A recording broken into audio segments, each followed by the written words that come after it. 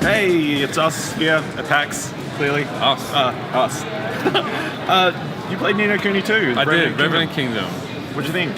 I thought it was awesome. I'm a huge Ni no Kuni fan. I was fortunate enough to get here early enough that I could play 2 of the 4 demos they have available at the PlayStation booth.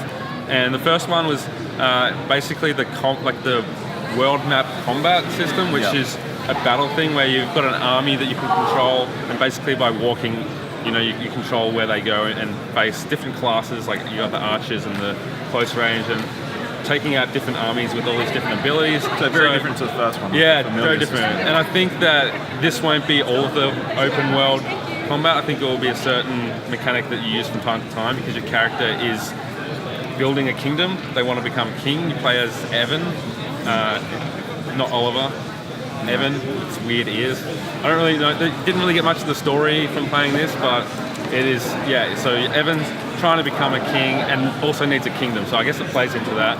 The other demo I played was basically what they call a trial, and that was essentially a boss fight, and it was not the turn-based combat that we know from Ni no Kuni, but it is that you go into a battle. It's the classic JRPG style. It's a bit more like Final Fantasy 15, where it is actiony, real time. You can jump and attack, and you do have, unlike the familiars, which I really loved in Ni no Kuni original. I'm disappointed they're not coming back, but I'm sure that they'll find a way to make it just as interesting. There are little characters running around that you run over to them, and they give you a power up that you can use against the enemy. So there's different things there. I couldn't control my allies, which I liked in the first one. You could switch to them.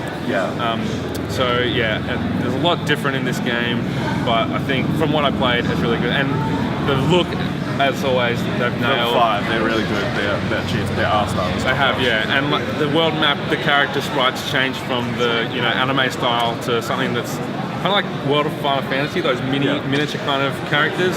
So there's a couple different styles there. They work really well together. They're not too different.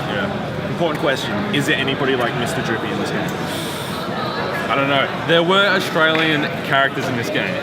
There was an enemy that called me a Drongo, I think, or a Flamin' Galar, so it may have been written by the Home and Away writers, I don't know. But Alf's in the game. Yeah, Alf. Heard it here first. Confirmed Alf is in Ni no Kuni 2. So it looks like the writing was very Cockney and that kind of thing, so I'm sure there'll be someone as cool as Mr. Droopy. Yeah, well, that's all from us. Keep subscribing, keep liking. We'll have more content here from PAX.